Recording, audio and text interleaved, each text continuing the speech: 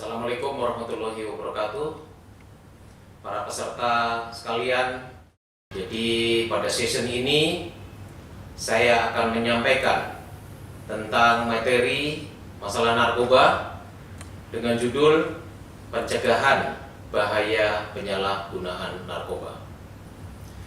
Kita lihat di sini bahwa Indonesia darurat narkoba, yang mana ini adalah juga statement dari Bapak Presiden Republik Indonesia beberapa waktu yang lalu telah disampaikan. Indonesia tidak boleh sedikit pun memberikan toleransi pada penjahat narkotika yang selama ini telah membuat anak bangsa mati sia-sia. Seluruh jajaran dari pusat hingga daerah agar berada dalam satu garis berperang melawan narkoba. Masalah darurat narkoba sebenarnya bukan bangsa Indonesia saja, tetapi hampir seluruh negara mengalami hal yang sama. Seperti saat ini yang kita lihat, seluruh negara juga mengalami masalah pandemi COVID-19. Terkait dengan Indonesia darurat narkoba, hal tersebut dapat kami sampaikan seperti berikut. Yang pertama adalah kita lihat di sini, geografis yang terbuka menyebabkan narkoba mudah dan masuk menyebar di seluruh wilayah Indonesia. Seperti kita ketahui, Indonesia dengan luasnya wilayah perairan atau wilayah laut, sehingga di sini sangat memungkinkan untuk masuknya narkoba melalui jalur laut. Seperti untuk di Sumatera bisa masuk melalui dari wilayah Laut Cina, kemudian untuk Sulawesi berbatasan dengan Filipina, kemudian untuk Kepulauan Riau berbatasan dengan wilayah Singapura, kemudian untuk Bali kita bisa lihat berdekatan dengan wilayah Australia. Dan tentunya saat ini kita bisa lihat dengan masuknya narkoba yang jumlahnya ratusan kilo hingga sampai per ton, tentu tidak bisa menggunakan sarana udara, tetapi pasti menggunakan sarana laut, yaitu menggunakan kapal. Kemudian yang berikutnya adalah bahwa peredaran gelap narkoba bukan hanya menyasar orang dewasa dan remaja, melainkan juga anak-anak. Dari data yang ada di kepolisian ataupun yang ditangani oleh Badan Narkotika Nasional, bahwa remaja, anak-anak pun sudah terpapar kepada masalah narkoba. Kemudian juga di sini kita lihat dengan demografis yang sangat besar, yaitu kurang lebih 260 juta jiwa, ini menjadi pasar potensial peredaran gelap narkoba. Artinya dengan jumlah penduduk yang cukup banyak ini, bila mana tidak bisa mengantisipasi terhadap penyalahgunaan narkoba, akan bisa jadi menjadi sasaran dari para pengedar untuk menjadi pengguna. Selanjutnya, kerugian yang timbul akibat penyalahgunaan narkoba mencapai 84,7 triliun rupiah, yaitu dari biaya private dan sosial.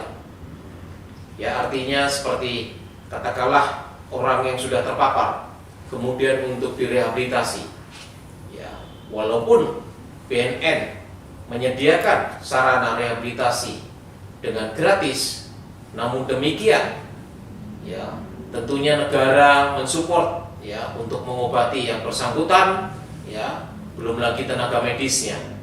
Nah, ini tentunya yang harus menjadi beban juga, tentunya ini yang harus kita sikapi dan harus diketahui. Kemudian masalah sistem penegakan hukum yang belum mampu memberikan efek jerah kepada penjahat narkoba. Ini mungkin berkaitan dengan yang paling bawah kita bisa lihat, yaitu lapas bertransformasi menjadi pusat kendali peredaran gelap narkoba. Ya, artinya undang-undang sebenarnya di dalam Undang-Undang Nomor 35 Tahun 2009 sudah tegas, ya, dan sanksi hukumannya sudah cukup tinggi. Namun keberagaman daripada para katakanlah penegak hukum di dalam memvonis ini masih ada perbedaan yang tentunya ini menjadi masalah juga. Kemudian modus operandi dan varian jenis narkoba yang terus berkembang. Ya, di cara pengiriman narkoba untuk masuk ke Indonesia ini yang bermacam-macam modus, nanti akan saya ceritakan kedalamannya. Kemudian disadari atau tidak, ini narkoba juga bisa sebagai mesin pembunuh massal atau silent killer yang merusak manusia, terutama fungsi kerja otak, fisik, dan emosi. Ya, mengapa ini merubah ataupun bisa merusak kerja otak, nanti juga akan saya sampaikan di dalam paparan berikutnya. Selanjutnya dengan ketegasan, ya, dan keprihatinan Bapak Presiden Republik Indonesia terkait dengan menangani masalah narkoba yang ada di Indonesia ini, yang akhirnya Bapak Presiden telah mengeluarkan Inpres nomor 2 tahun 2020, yaitu tentang Rencana Aksi Nasional P4GN, yaitu pemberantasan, pencegahan, penyalahgunaan, dan peredaran gelap narkoba periode tahun 2020 sampai 2024, di mana Inpres tersebut ini menjadi landasan, menjadi payung hukum bagi seluruh kementerian ataupun lembaga di dalam melaksanakan P4GN, dan tiap 6 bulan sekali kementerian ataupun lembaga melaporkan realisasi capaian kinerjanya kepada Presiden. Ya, artinya dalam hal ini BNN melaporkan kepada kementerian-kementerian atau lembaga yang sudah ataupun belum melaksanakan Inpres tersebut. Di dalam kaitan Inpres nomor 2 tahun 2020 ada 4 tugas yang harus dilaksanakan oleh kementerian ataupun lembaga, yaitu yang pertama adalah melakukan sosialisasi pencegahan bahaya narkoba seperti yang dilakukan oleh kementerian pada hari ini, ya, di mana telah melakukan sosialisasi dengan mengundang kami BNN untuk kami bisa menyampaikan tentang bahaya daripada narkoba dan pemahaman tentang narkoba. Ya, itu melakukan sosialisasi. Kemudian di kementerian itu ataupun lembaga, ya, bisa memasang spanduk-spanduk. Kemudian bila mana ada TV-TV yang ada di luar, bisa diisi konten-konten tentang pencegahan bahaya narkoba, di mana kementerian silahkan untuk mengambil konten-konten tersebut kepada kami di BNN, di Deputi Pencegahan, ya, dan itu gratis, ya, dan itu gratis kita berikan. Ya, konten akan kita update, ya, akan kita update terus. Ya, jadi pesan-pesan itu bisa dilihat di TV-TV. Kemudian yang kedua adalah membuat regulasi. Kementerian atau lembaga membuat regulasi atau aturan-aturan tentang bila mana ada pegawainya yang terpapar narkoba, apa yang harus dilakukan langkahnya. Berikutnya yang ketiga adalah melakukan pemeriksaan urin di lingkungan kerjanya, yang tentunya masalah pemeriksaan urin dilakukan secara random. Tidak mungkin seluruhnya bisa ini, tetapi harus bisa dilakukan secara random ataupun secara acak. Kemudian yang keempat adalah membentuk relawan di kementerian tersebut, di mana relawan ataupun petugas-petugas tersebut bisa membantu kementerian atau lembaga untuk bisa mengawasi, jangan sampai di wilayah lingkungan kerjanya tersusupin, ya, oleh bandar-bandar narkoba yang masuk ke situ ataupun masuk ke lingkungannya. Ini terkait dengan Inpres nomor 2 tahun 2020. Selanjutnya kita bisa lihat di sini, yaitu jaringan sindikat atau masuknya narkoba dari luar negeri yang masuk ke Indonesia. Ini ada beberapa simbol ataupun panah, Ada warna jalur merah, jalur kuning, jalur hijau, dan jalur biru. Saya terangkan dulu tentang jalur merah. Jalur merah ini ya adalah masuknya metamfetamin atau sabu yang dari China. Jadi untuk sabu ya, untuk narkoba jenis sabu memang ahlinya pemasaknya adalah dari negara Cina. Mana dari Cina masuk ke Indonesia, seperti kita lihat di sini masuknya juga melalui wilayah perairan. Ya.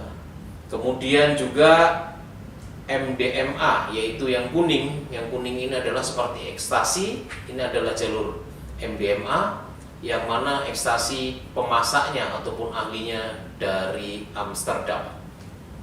Ya. Ini juga kita lihat di sini masuk dari wilayah Eropa, yaitu dari Amsterdam. Kemudian untuk jalur ataupun panah warna hijau seperti kita lihat di sini, ini adalah jalur ganja yang kita ketahui sendiri bahwa ganja berasal dari Aceh. Ya. Terkait dengan masalah jalur ganja yang dari Aceh, saat ini BNN sudah melakukan reprinting ya, atau mengubah ya, sudah memberantas, sudah mengungkap beberapa kebun-kebun ganja ataupun ladang-ladang ganja yang sudah disita, sudah di-printing, dan saat ini ditanam kembali yang tadinya ladang ganja menjadi ladang kopi ataupun jagung. Ya, ini kalau tidak salah sudah hampir 15 ataupun 20 hektar yang sudah di-reprinting ya menjadi tanaman kopi ataupun jagung di sini. Kemudian adanya jalur biru, wilayah jalur biru yaitu jalur NPS, yaitu New Psychoactive Substances atau narkoba sintetis. Itu juga sama dari wilayah Cina. Ini ya sebagai gambaran tentang masuknya narkoba dari luar negeri masuk ke Indonesia. Selanjutnya bisa kita lihat di sini yaitu situasi saat ini. Ya, jadi walaupun situasi pandemi Covid, bisa lihat mereka masih menjalankan bisnisnya. Ya, bisnis narkoba tetap berjalan di tengah pandemi Covid. Ini berita-berita yang sampai saat ini masih bergulir. Nanti juga akan saya sampaikan seperti apa mereka memasukkan ya narkoba dalam situasi pandemi Covid-19 ini. Selanjutnya para peserta sekalian, saya akan menyampaikan ya secara mendasar hal yang mendasar pemahaman tentang masalah narkoba. Apa itu narkoba? Narkoba singkatan daripada narkotika, psikotropika, dan bahan adiktif lainnya atau bahan-bahan berbahaya lainnya. Pertama, masalah narkotika. Bahwa narkotika ini adalah umumnya bahan dasarnya adalah dari tanaman. Ya, sekali lagi, kalau untuk narkotika itu bahan dasarnya adalah dari tanaman. Seperti kita lihat sendiri, ya tentunya ganja. Kemudian ada namanya heroin.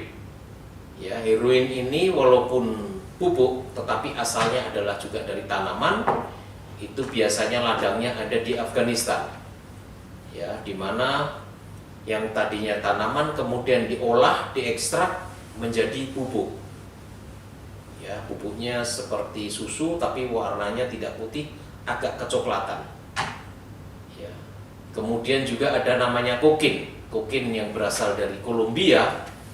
Ya, itu yang para peserta mungkin pernah melihat di bioskop ataupun di film-film ya, entah tentang film gangster ataupun lainnya. Ada bubuk yang ditaruh di meja, ada sekitar 4-5 strip ditaruh di meja, kemudian dihirup dengan menggunakan alat pengisap ataupun uang yang digulung seperti pipet, seperti pipa yang plastik itu, kemudian dihirup melalui hidung. Itu namanya kokain.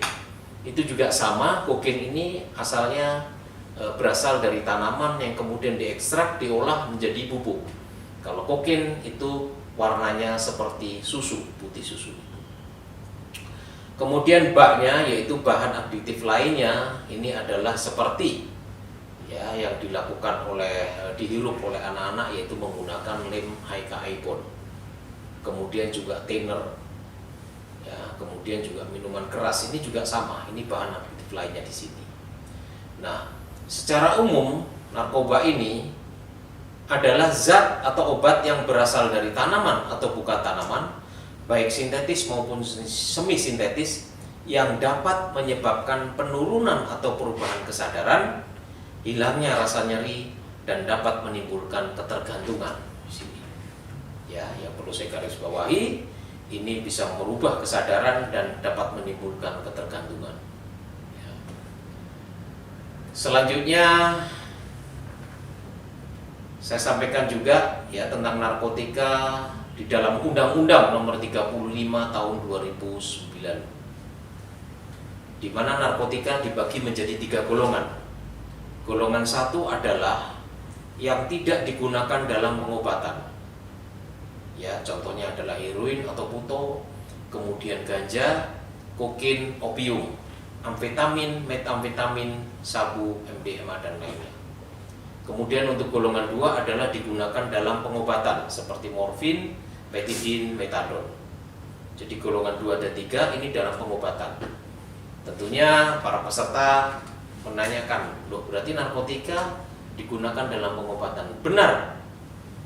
Di dalam undang-undang juga diatur ya, bahwa untuk narkotika digunakan dalam pengobatan yang tentunya kadarnya sudah ditentukan oleh Kementerian Kesehatan.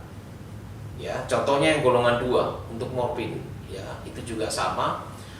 Bius itu juga mengandung, tetapi kadarnya adalah sudah ditentukan. Sekali lagi, bahwa kadarnya sudah ditentukan oleh Kementerian Kesehatan sehingga itu tidak menimbulkan ketergantungan.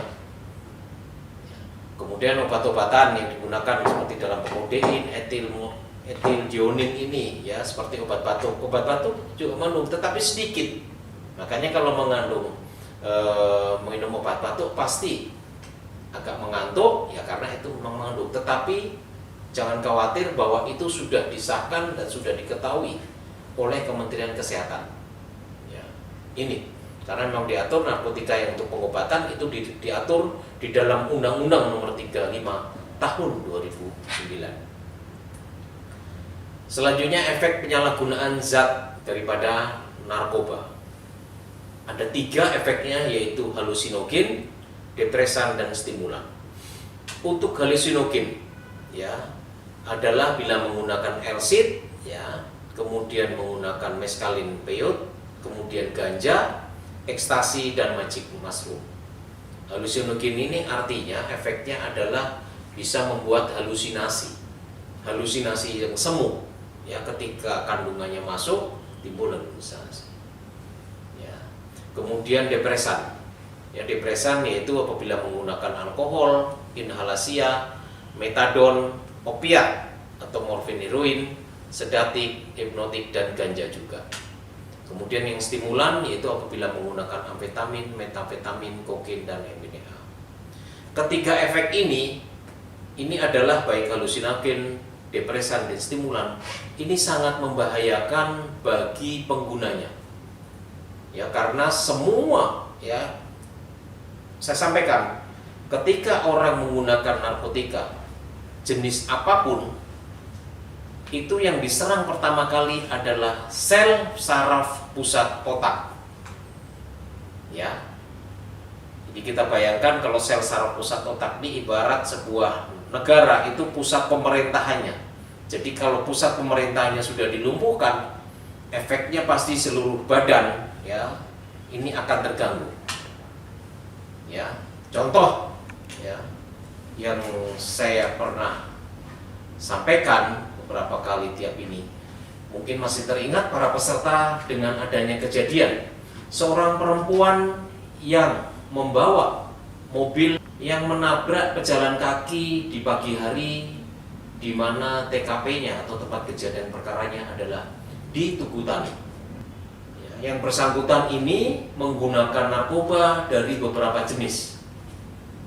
Ya, kalau tidak salah malam ketika jam-jam 7, jam 8 mereka masuk ke hotel dulu, kumpul dengan temannya.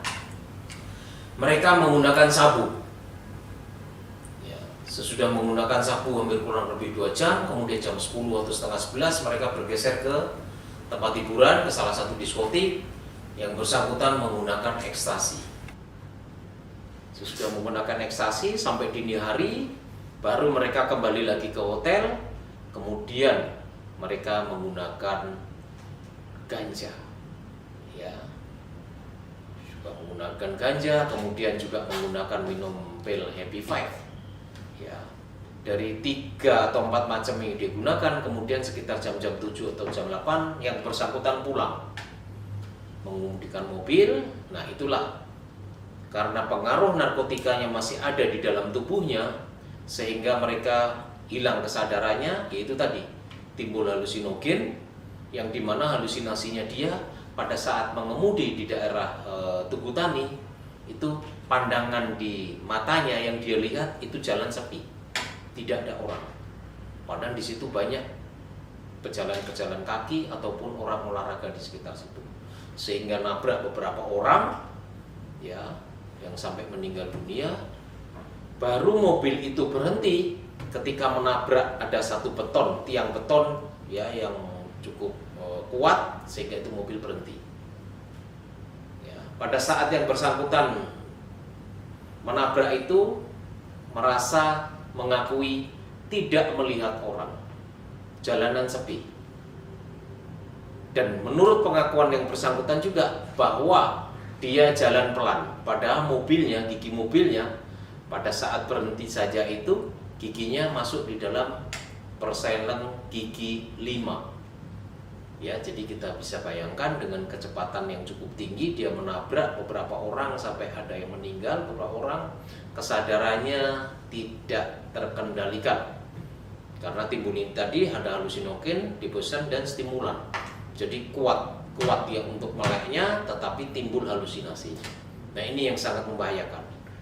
Dan masih banyak contoh-contoh yang lain, ya, terkait dengan orang timbul halusinogen, di mana dia masih ada pengaruh narkoba, kemudian dia katakanlah di apartemen, keluar dia di lobi, ya, yang bersangkutan melihat di bawah itu kolam renang.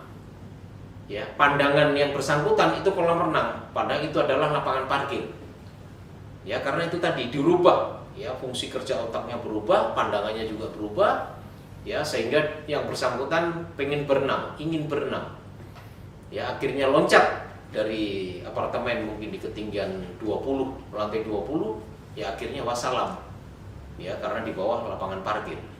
Nah, ini masih banyak kejadian-kejadian yang lain yang mungkin tidak bisa saya sampaikan satu persatu, tetapi dari 2 contoh inilah saya sampaikan, inilah bahayanya orang menggunakan narkotika.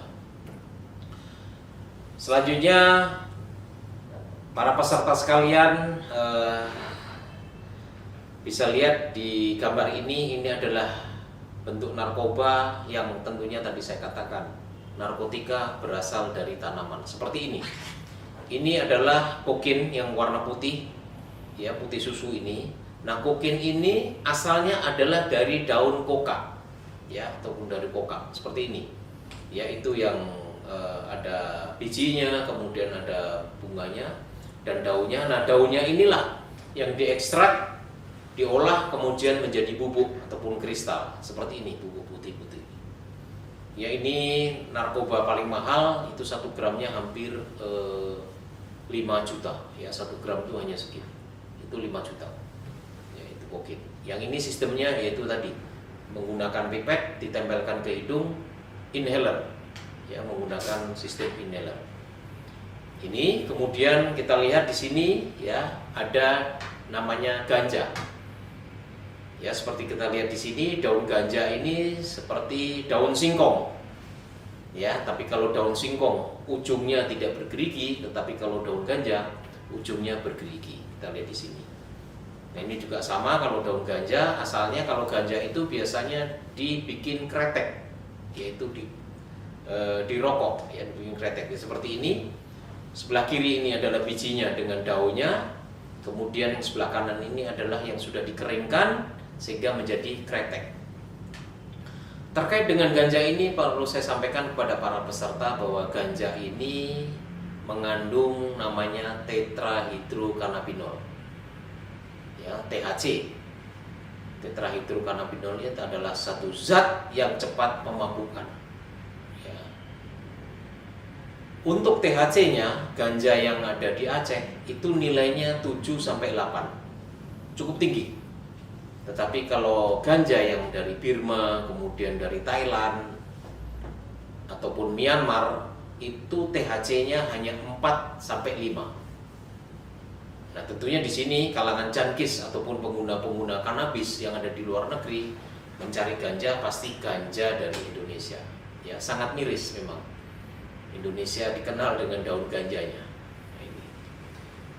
Demikian THC ini seperti kita lihat di sini bahwa THC memengaruhi secara signifikan reseptor tertentu di otak. Ya, sekali lagi, reseptor tertentu di otak yang berakibat terhalangnya rasa dan perubahan mood.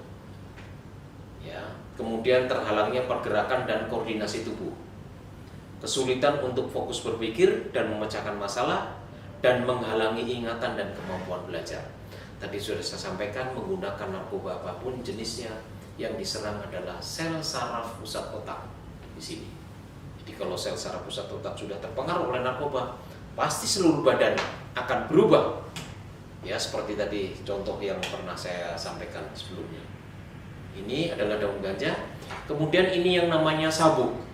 Ya, bisa kita lihat, atau sabu atau methamfetamin. Yang gambar kiri atas itu yang seperti kristal, ya, atau seperti gula batu, ya, gula batu ataupun tawas. Itu sistemnya adalah untuk sabu adalah penggunaannya sabu yang beberapa gram, ya, kemudian ditaruh di aluminium foil, ya, kemudian aluminium yang dibakar dengan menggunakan alat bong, baru asapnya inilah yang dihirup oleh pengguna. Ya. Dan bahayanya daripada menggunakan sabu ini, orang pasti akan ketergantungan. Ya. Dan dosisnya pasti akan bertambah. Katakanlah kalau 1 gram awalnya bisa untuk 2-3 orang, kalau sudah lama-lama 1 gram itu bisa dipakai sendiri. Dan ini sulit untuk melepaskan kalau orang sudah addict kepada sabu. Untuk maksudnya sulit untuk tidak menggunakan kembali, itu akan sulit. Ya. Nah, ini adalah sabu seperti ini. Kemudian yang di sebelah kanan itu ada warna-warni, itu adalah ekstasi, ya, ataupun amfetamin atau MDMA, ataupun yang dikenal di pasaran dengan nama INEC. Ya, kita lihat di sini warnanya ada yang berwarna, ada yang berbentuk. Ya, ini ahlinya ataupun pembuatnya adalah dari Amsterdam atau dari Belanda, ekstasi ini. Ya. Dan ini kenapa ada logo-logonya? Ada di sini kita lihat ada logo Superman, ada logo Warner Bros, kemudian ada simbol angka 8 dan macam-macam. Ini adalah menandakan untuk pabrik pembuatnya yang ada di Amsterdam. Mungkin kalau peserta pernah dengar di Amsterdam dibebaskan. Benar. Ya. Untuk di Amsterdam ataupun di Belanda orang boleh memiliki narkoba secara legal, ya, secara legal itu kalau tidak salah maksimal 4 butir. Tetapi oleh orang sana 4 butir ini digunakan adalah untuk kerja. Artinya saya bukan mengajari kerja menggunakan narkoba. Ya, untuk overtime dia menggunakan 1/4 karena ini adalah jenis stimulan. Sekali lagi ini jenis stimulan yang tentunya kalau berlebihan juga akan timbul halusinasi. Namun sekarang Amsterdam juga mengalami masalah dengan dibebaskannya orang menggunakan narkoba jenis ekstasi. Mereka mengalami masalah karena apa? Yang pengguna-pengguna aktif mereka sudah tidak produktif. Ya, baik mereka yang bekerja maupun mereka yang sekolah ataupun mahasiswa, mereka tidak produktif. Ya, artinya terjadi kelumpuhan, ya, rusaknya otak. Karena sekali lagi rusaknya otak menggunakan narkoba jenis apapun. Ini ya, jadi sudah sabu kemudian ekstasi. Nah, ini lebih lengkapnya lagi para peserta sekalian, kita bisa lihat di sini. Yang paling kiri atas ini adalah heroin. Kemudian ada gambar pipet atau suntikan di sini. Ya, bahwa untuk heroin memang menggunakan suntikan. Ya.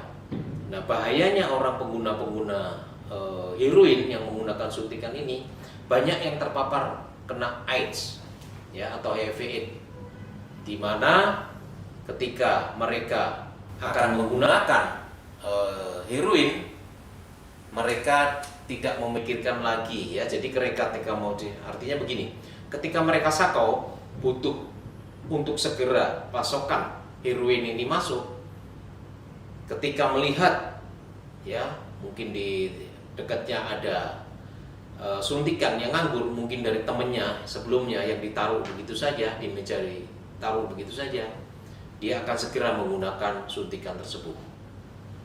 Yang mana sebenarnya pengguna sebelumnya ini sebenarnya sudah kena AIDS.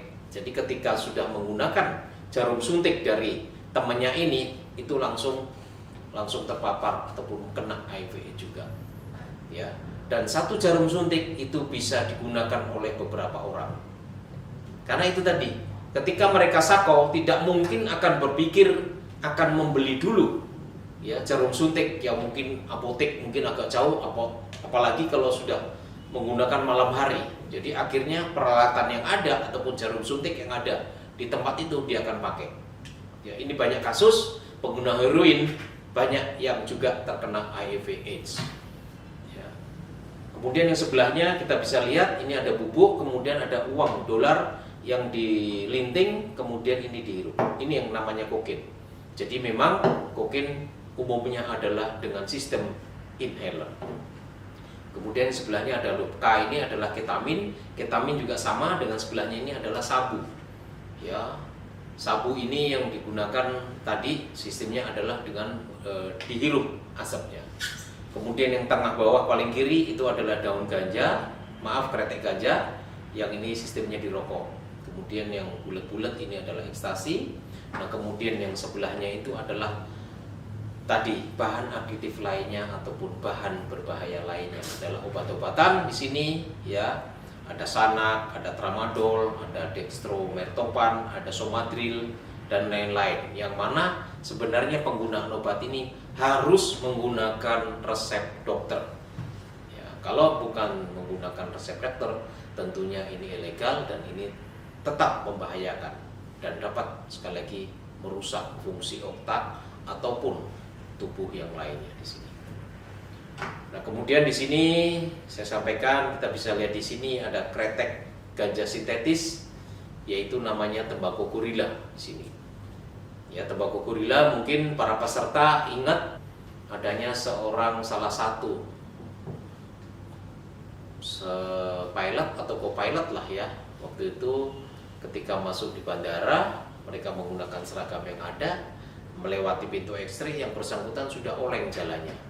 Dan setelah diamankan oleh petugas, yang bersangkutan mengaku menggunakan tembakau gorila. Tembakau gorila pada saat itu adalah jenis NPS atau New Psychoactive Substances yang kerjanya sama dengan ganja, tetapi efeknya adalah sekali lagi untuk NPS apapun jenisnya itu efeknya 13 kali lebih berbahaya dari narkoba yang ada. Jadi kalau ada ekstasi sintetis, ada ganja sintetis, ada heroin sintetis, ini kembali bahwa efeknya 13 kali lebih berbahaya ya dari narkoba yang ada. Seperti yang tembakau gorila ini.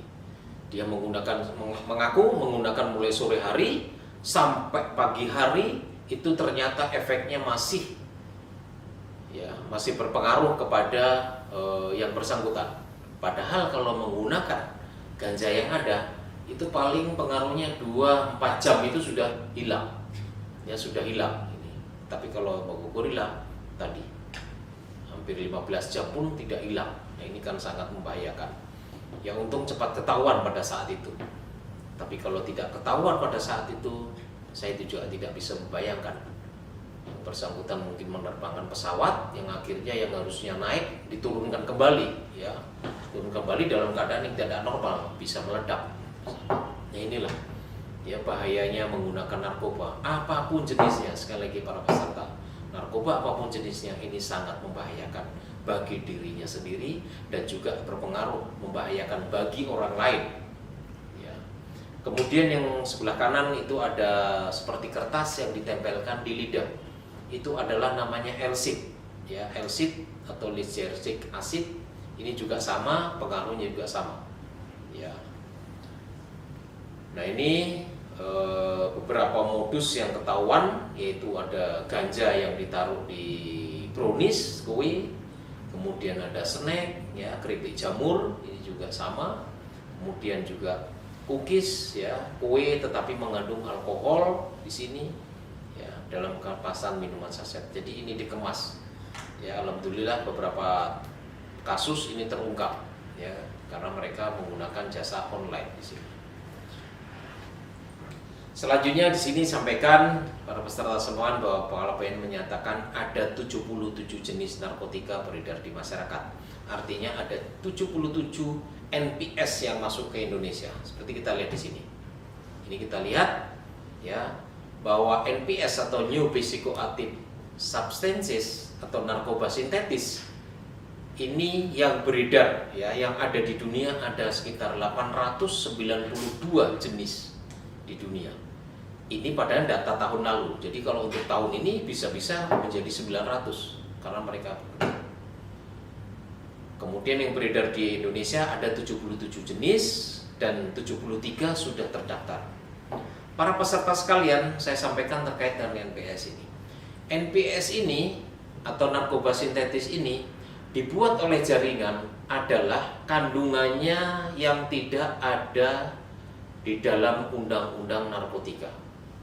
Maksudnya demikian, bahwa kami menangani baik Polri maupun BNN menangani ataupun menyidik kasus narkotika menggunakan Undang-Undang Nomor 35 Tahun 2009, di mana di dalam undang-undang tersebut di paling belakang itu ada lampiran, ya lampiran 1 dan lampiran 2. Lampiran ini adalah masuknya ataupun susunan daripada narkoba. Contohnya, apabila kami menangkap sabu, nah sabu ini kemudian diperiksa di laboratorium.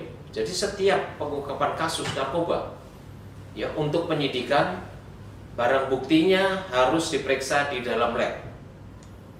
Ya, setelah diperiksa lab, baru ketahuan komponennya. Ya, komponen sabu misalnya nama kimianya seperti ini. Kemudian kalau ekstasi, komponennya nama kimianya seperti ini. Ya, ganja juga sama, ada komponennya. Jadi semua ada nama-nama kimianya di situ. Nah, untuk NPS ini tidak ada. Ya, ketika diperiksa di laboratorium, ternyata kandungannya tidak terdapat di dalam undang-undang. Nah, inilah ya mereka jaringan mensiasati ya untuk memasukkan NPS ke negara manapun. Dia pasti akan melihat dulu undang-undangnya. Contoh apabila akan memasukkan ganja sintetis atau ekstasi sintetis yang ada masukkan ke mana? Ke Australia. Jaringan ini akan melihat dulu mana yang masuk dalam tabel undang-undang, katakanlah undang-undang narkotika yang ada di Australia. Begitu ini sudah ada, mereka akan membuat yang komponennya tidak ada di dalam undang-undang di Australia. Nah, inilah ya liciknya para jaringan untuk memasukkan narkoba dengan membuat NPS ini. Ya, 4 saat ini 4 yang masih diatur. Artinya yang sudah 73 masuk dalam lampiran Permenkes nomor 5 tahun 2020 itu artinya sudah bisa disidik. Ya, seperti 3 tahun yang lalu yang ada oknum, ya sekali lagi oknum yang tertangkap menggunakan tembakau gorila, itu pada saat itu belum bisa disidik karena tembakau gorila belum masuk di dalam undang-undang, terdapat dalam lampiran Permenkes sehingga belum bisa disidik. Ya, namun secara struktural yang bersangkutan oleh lembaganya itu dipecat yang bersangkutan. Ya, ini. Nah, ini kemudian saya sampaikan pada rekan-rekan semua efek daripada orang menggunakan narkoba. Ya, orang menggunakan narkoba. Seperti kita lihat di sini, ya, itu ada 3, ada yang pertama laki-laki. Ini pada umurnya yang sebelah kiri atas itu umurnya masih 19 tahun. Ya, masih ganteng, masih bersih. Kemudian ketika mungkin umur 20 dia sudah menggunakan narkoba. 4 tahun kemudian, yaitu di umur 24, ya wajahnya sudah seperti umur 35. Ya, kemudian di bawahnya ini malah justru umur 34, tapi wajahnya sudah seperti umur 60 tahun. Ya, inilah seperti ini efek daripada ini. Kemudian ada yang perempuan lagi, ada umur 26 tahun, masih bersih, masih cantik. Kemudian baru umur setahun kemudian dia sudah menggunakan, wajahnya sudah rusak. Ya, sudah tidak terawat lagi, bahkan di umur 28 ya, baik kulit mukanya maupun matanya itu sudah rusak ya. Dan yang paling kanan mungkin para peserta tahu ya, ini penyanyi legendaris ya dari Amerika, yaitu Whitney Houston. Yang bersangkutan pada saat itu yang sebelah kiri masih cantik ya, itu belum menggunakan narkotika, kokain dan ganja pada saat itu. Di dalam ketenarannya ya, karena lingkungannya juga mempengaruhi, akhirnya yang bersangkutan pengguna aktif daripada kokain maupun ganja. Ya, di sini kita bisa lihat di sini ya, wajahnya yang baru umur 4 tahun. Yang bersangkutan almarhum ini sudah kalau tidak salah ada sekitar 4-5 kali di rehab. Ya, 4 kali di rehab, yang tentunya di sini akhirnya berefek kepada kematian ya, karena mungkin overdosis. Ya. Selanjutnya sebagai hal yang mendasar kita untuk mengetahui gejala dini daripada pengguna narkoba ataupun pecandu narkoba, ini ada namanya kita sebut 7B. Ya. Biasanya orang-orang yang pengguna aktif narkoba ini yang pertama biasanya susah untuk diajak bicara.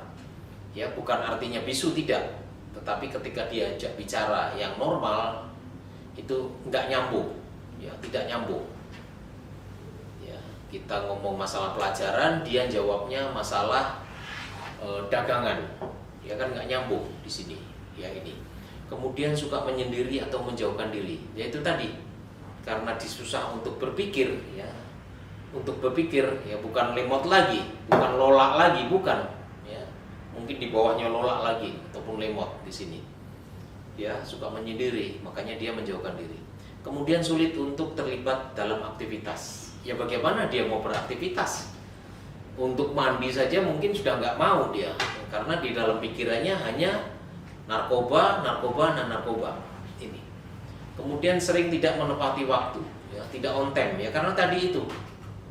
Ya, untuk mengurus dirinya sendiri saja susah, apalagi untuk menepati waktu.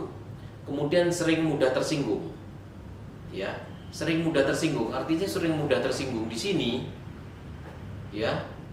Orang menggunakan narkoba jenis apapun itu bisa tidak tidur sampai 2 hari. Ya. Dan satu hal yang perlu peserta ketahui, bahwa orang menggunakan narkoba itu detak jantungnya bisa 3 kali lebih daripada orang normal. Seperti kita ini saat ini. Kita yang tidak pengguna narkoba ini detak jantungnya katakanlah misalnya 1 menit 60 kali pompa. Tetapi kalau orang sudah menggunakan narkoba bisa 180 kali pompanya. Ya kita bayangkan dengan jumlah yang begitu tinggi itu, kalau kuat mungkin nggak ada masalah. Tetapi kalau tidak kuat, yang bersangkutan bisa meninggal dunia karena pacu jantungnya diforsir.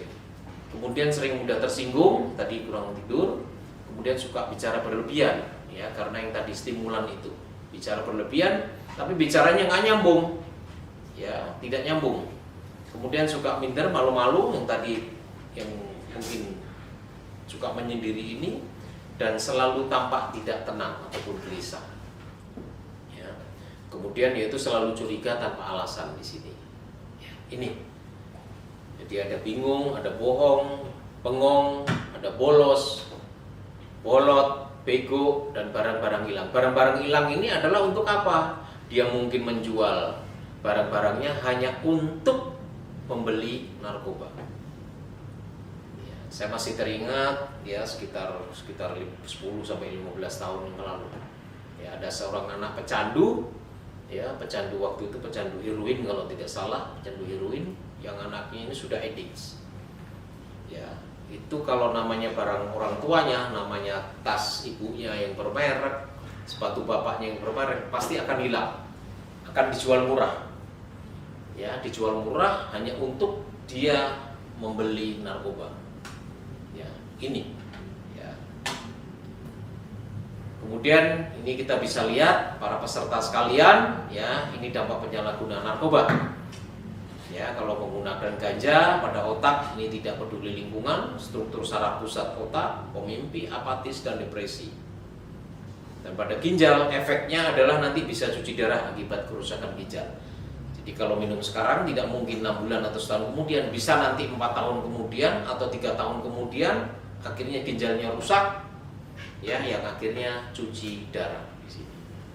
Kemudian juga terjadi kerusakan hati ataupun lever. Kemudian untuk apabila sudah pecandu ekstasi, yang bersangkutan juga sama pada otak, ya, efeknya adalah menimbulkan prasangka buruk, ya, rasa sedih dan was-was, kemudian sulit tidur, kemudian gelisah dan kematian apabila overdosis di sini. Dan pada jantung juga sama, tekanan darah tinggi terus, ya, karena tadi itu kematian akibat serangan jantung. Yang bersangkutan tidak, tadi saya katakan bisa tidak tidur 2 hari. Jadi kita bayangkan dalam 2 hari tidak tidur, bagaimana juga untuk mengistirahatkan otaknya di sini. Ya. Kemudian kalau menggunakan sabu juga sama, ini timbul mudah panik, mengubah kepribadian secara permanen, selalu ketakutan atau paranoid, ya, paranoid. Jadi kalau orang paranoid itu dengar kucing aja nabrak pintunya saja, itu pikirannya adalah ada petugas yang akan menangkap yang bersangkutan. Ini paranoid. Kemudian kalau bertatapan dengan temannya, yang temannya ini lawannya tidak melihat, tapi perasaan dia melihat, bahkan langsung menantang.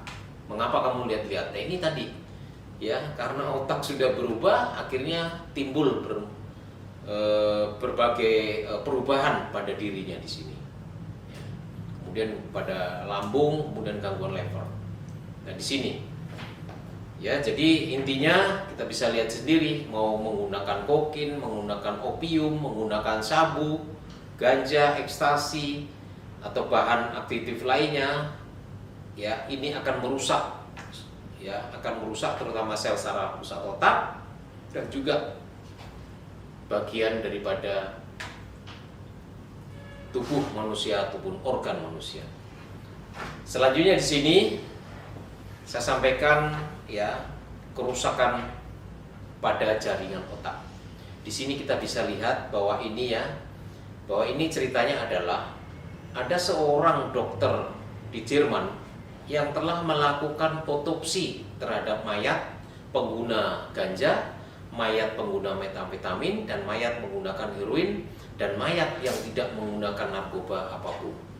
Sehingga di sini pada saat di otopsi, otaknya diperiksa, nah ini timbulnya seperti ini akhirnya. Jadi ini bukan asal foto, tetapi ini foto, ini fakta yang dilakukan oleh seorang dokter di Jerman melakukan otopsi.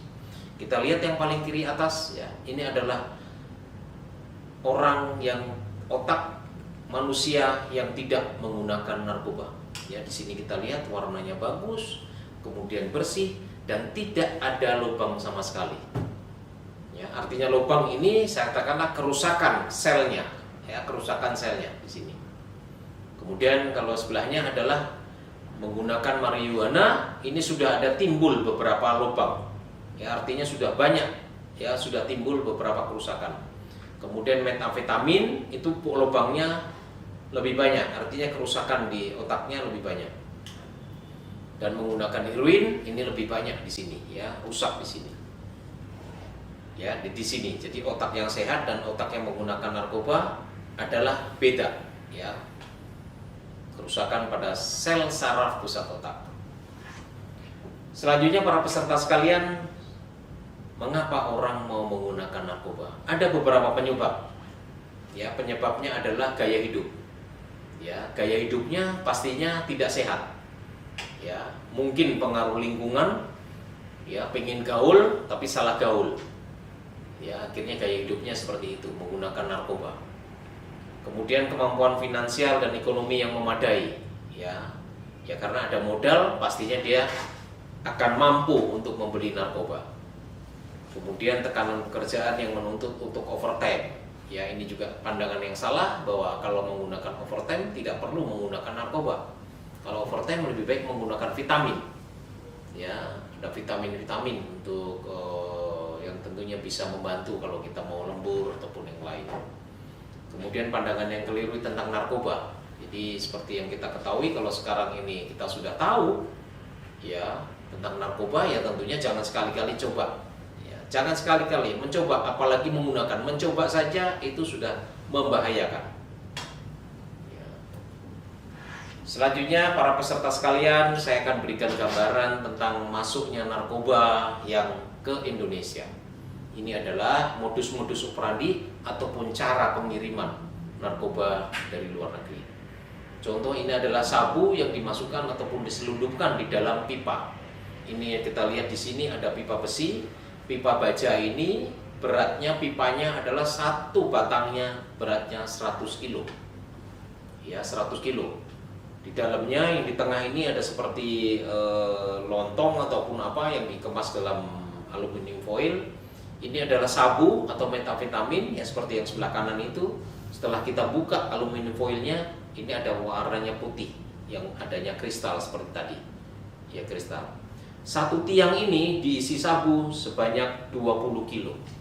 20 kilo.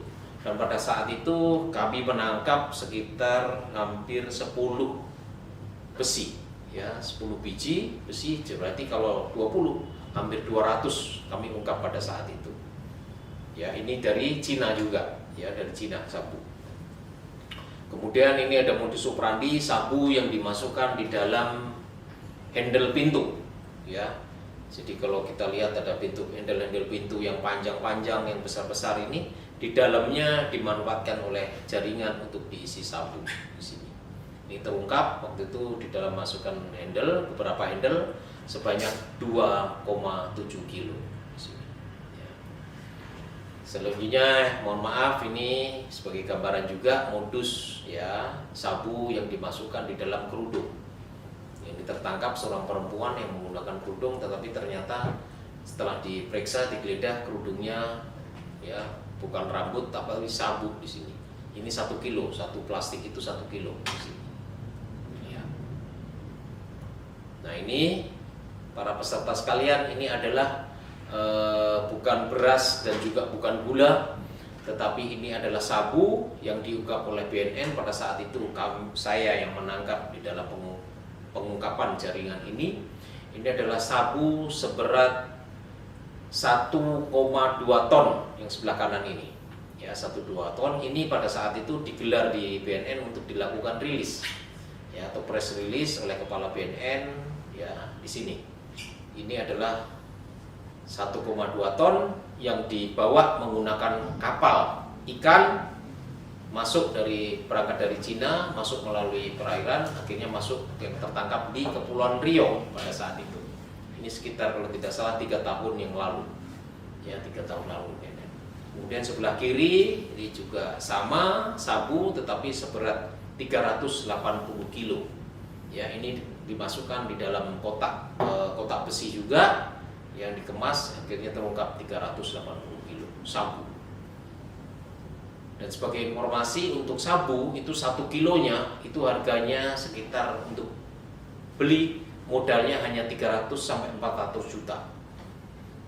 Tetapi kalau sudah masuk ke Indonesia itu bisa dibeli dengan harga sekitar 1 miliar.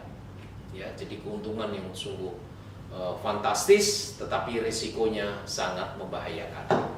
Jadi kalau kita pada saat itu ungkap 1,2 ton, ya hitung saja sendiri berapa harga yang kita bakar pada saat itu, karena sudah dirilis kemudian kita bakar. Nah, ini kemudian narkoba yang dikirim ataupun dimasukkan melalui namanya sistem Swelo. Ya, ini yang sulit untuk diungkap, ya, tetapi ini faktanya. Ya, jadi sistem Swelo ini adalah sebagai berikut gambarannya.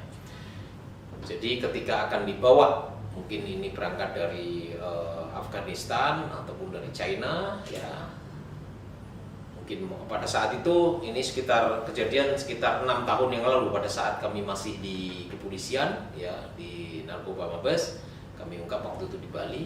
Yang bersangkutan seorang perempuan ini di bawah ini adalah seorang perempuan dari Nigeria yang membawa narkoba jenis heroin. Ya, di mana sistemnya adalah jadi heroin yang dimasukkan di dalam semacam serat latek ataupun seperti karet kondom yang tipis itu.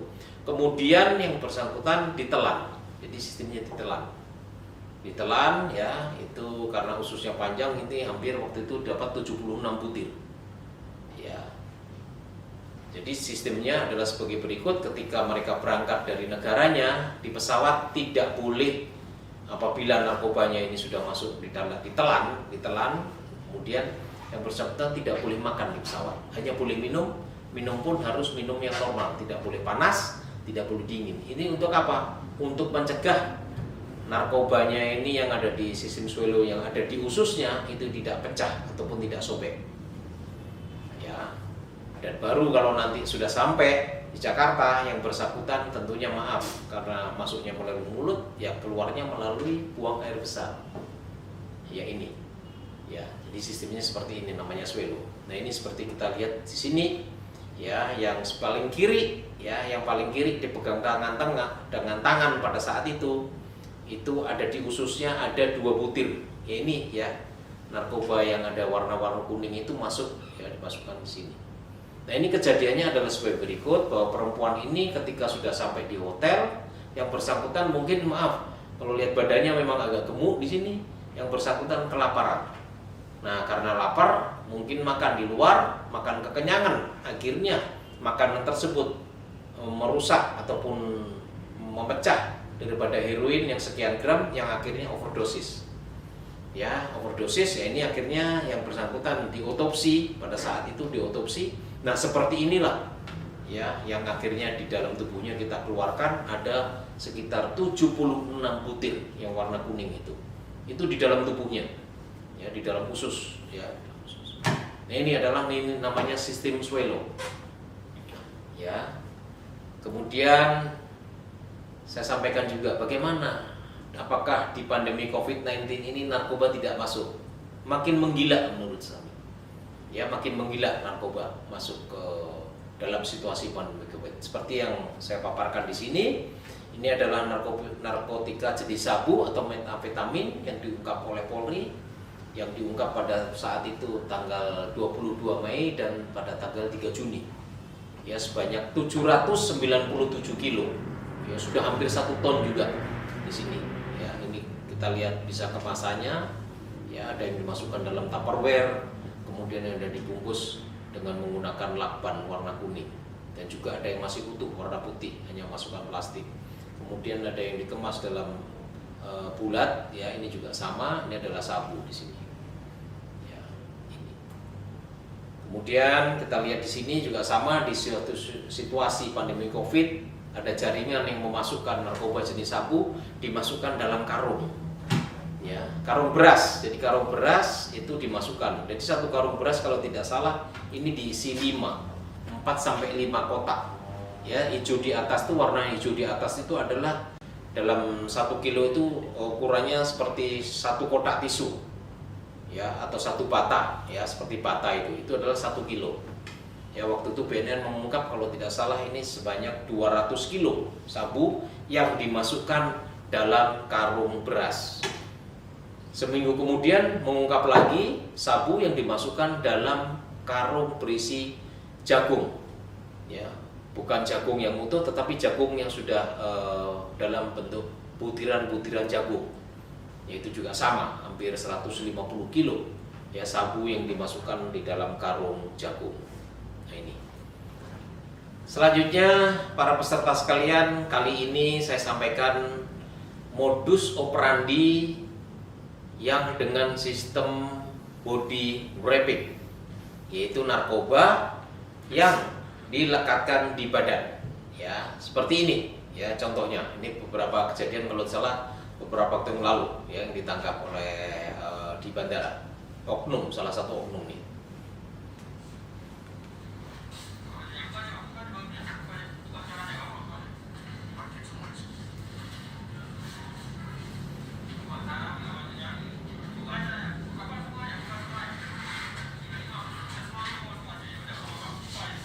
Nah itu yang putih adalah sabu ya, jenis sabu yang di kaki kirinya kanan kiri ditempelkan, kemudian ditaruh juga di atas kemaluan, ya, di perut, di sini, nah, di belakangnya juga ada, ya, kemudian di kaki.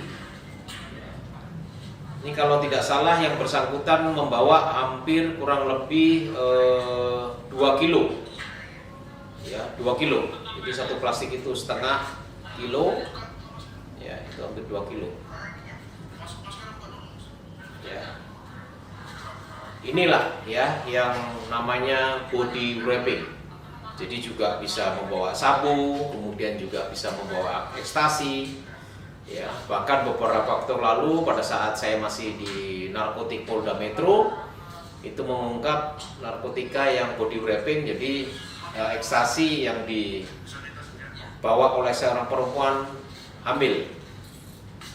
Jadi ternyata karetnya itu dibikin seperti orang hamil, tetapi di dalamnya ada ekstasi. Nah, ini kita lihat di sini.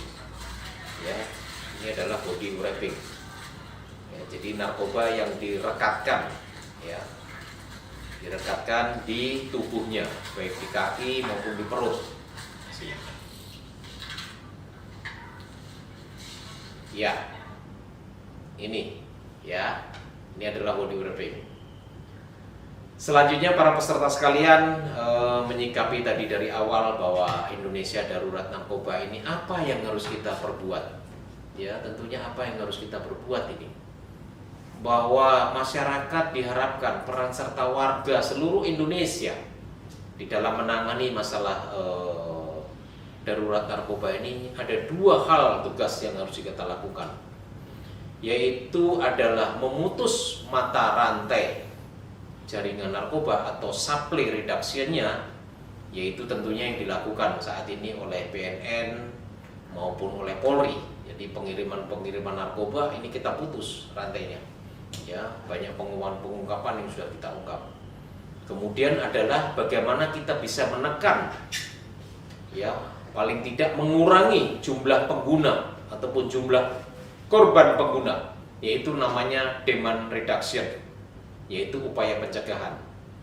Ya, contohnya seperti yang dilakukan oleh para peserta sekalian pada hari ini adalah juga upaya untuk melakukan upaya pencegahan, ya, baik di lingkungan keluarga, jangan sampai ada yang terpapar, lingkungan kerja juga demikian, lingkungan rumah tangga, mungkin di perumahan ataupun di komplek juga sama. Upaya pencegahan lebih penting di sini. Ya, seperti yang kita lihat, ya, bahwa upaya pencegahan harus secara masif. Secara masif. Yang paling mendasar adalah diri sendiri dulu. Diri sendiri untuk menolak masalah narkoba. Kemudian di lingkungan rumah tangga. Ya, artinya lingkungan rumah tangga ini merupakan benteng terdepan, benteng utama di dalam upaya pencegahan. Artinya hanya dengan kelompok kecil itu harus kuat, jangan sampai ada yang terpapar. Nah, tentunya dengan pemahaman pada hari ini, katakanlah, ya, dari para peserta yang sekarang mendengarkan penyuluhan kami ini ada sekitar 200 atau 300 orang, kami berharap kembalinya ataupun sesudah ini bisa bertambah, mungkin sampai kembali di rumah menjadi yang tadinya 300 menjadi 600 atau menjadi 900. Artinya dengan memberi 1 orang pemahaman tentang masalah bahaya narkoba ini sudah membantu upaya pencegahan. Mungkin bisa 2 orang, besoknya sampaikan lagi ke temannya, bertambah terus. Nah, ini yang kita harapkan, tentunya sinergi dari para peserta sekalian, ya, tentunya lebih luas lagi, bahwa kita sebagai warga negara Indonesia betul-betul harus membentengi diri, ya, jangan sampai kita ataupun saudara kita ataupun keluarga kita ataupun rekan kita yang menjadi korban terpapar narkoba. Semua harus bisa membentengi. Karena ingat, kalau sampai banyak yang menjadi terpapar kepada narkoba, saya khawatir kita akan bisa kehilangan namanya lost generasi. Bagaimana kita bisa membentuk manusia yang unggul seperti yang diharapkan oleh Bapak Presiden menuju sumber daya yang unggul. Bagaimana unggul kalau ada yang terpapar narkoba ataupun banyak yang terpapar narkoba? Pasti akan lumpuh, akan kita kehilangan satu generasi ataupun les generasi. ini. Ya, jadi upayanya adalah sebagai berikut. Selanjutnya pada kesempatan ini sebelum kami tutup, tentunya kami juga akan menyampaikan kepada para peserta semua bahwa kemarin tanggal 26 Juni BNN telah mengeluarkan tagline baru. Jadi bukan stop narkoba lagi, tetapi ada namanya yaitu tagar hidup 100%. Ya, di mana bahwa hidup 100% ini adalah menyikapi situasi saat ini yang masih adanya pandemi COVID-19, di mana 4 komponen daripada hidup 100% yaitu sadar tidak menggunakan narkoba, kemudian sehat tidak menggunakan narkoba, kemudian produktif tentunya tanpa menggunakan narkoba, dan endingnya adalah bahagia 100%. Jadi kita sadar, sehat, produktif, dan bahagia. Kita kalau bahagia jangan tanggung-tanggung, harus 100%. Ya tentu dengan sadar kita tidak menggunakan narkoba karena kita tahu bahaya daripada narkoba tersebut. Kemudian sadar saat ini kita dengan situasi pandemi COVID juga sama, kalau kita tidak sehat kita bisa terpapar COVID-19. Ya. Kemudian produktif yang sekarang kita laksanakan, saya menyampaikan para peserta mendengarkan, ini tentunya satu hal yang produktif, yang tentunya kalau sudah tahu semua ini, insya Allah kita akan bahagia 100%. Nah ini silakan para peserta bisa membuka ya dengan tagar seperti ini, bahwa 100%-nya bukan 100% lambang, tetapi kita menggunakan huruf. Ini baru bisa dibuka, ya baru bisa dibuka tagar hidup 100% ini, yaitu sadar, sehat, produktif, dan bahagia. Ini ya tagline baru kami untuk Badan Narkotika Nasional. Kami berpesan tentunya sekali lagi, yang pertama kepada para peserta, sekali lagi saya ingatkan, jangan mencoba-coba narkoba apapun jenisnya, apapun yang ditawarkan kepada mungkin teman-teman yang tidak sehat ini, jangan sekali-kali mencoba, karena sekali mencoba pasti ya, akan merugikan diri sendiri dan juga mungkin keluarga. Ya, efeknya nanti kalau sudah kecanduan hanya akan dihadapkan kepada 2 pilihan, yaitu yang pertama adalah bisa gila, yang kedua adalah mengakibatkan kematian. Gila tadi itu karena rusak sel saraf pusat otak, tidak bisa berpikir normal, yang akhirnya sel saraf pusat putus, yang akhirnya bisa gila, meninggal karena overdosis. Ya. Dan yang kedua, yang berikutnya adalah tadi saya sampaikan, marilah kita mulai beralih ke hidup 100%. 100% sadar, sehat dan produktif tanpa narkoba, dan 100% bahagia. Sebelum saya tutup, silakan, kami di Badan Narkotika Nasional ini mempunyai beberapa media sosial yang ada di sini. Silakan bisa masuk, para peserta ikut di dalam media sosial kami ini, yaitu ada kita punya Facebook, kemudian ada Twitter, kemudian ada Instagram, kemudian ada YouTube. Ya, silakan masuk ke ini, mau tanya tentang narkoba boleh, mau memberikan informasi juga boleh tentang narkoba. Mau tanya tentang masalah tempat-tempat rehabilitasi juga boleh, apapun yang berkaitan dengan narkoba, silakan ya masuk melalui media sosial kami ini. Demikian yang dapat kami sampaikan kepada para peserta. Terima kasih dan semoga ini bermanfaat bagi seluruh peserta sekalian. Kurang lebihnya mohon maaf, kami akhiri. Wassalamualaikum warahmatullahi wabarakatuh.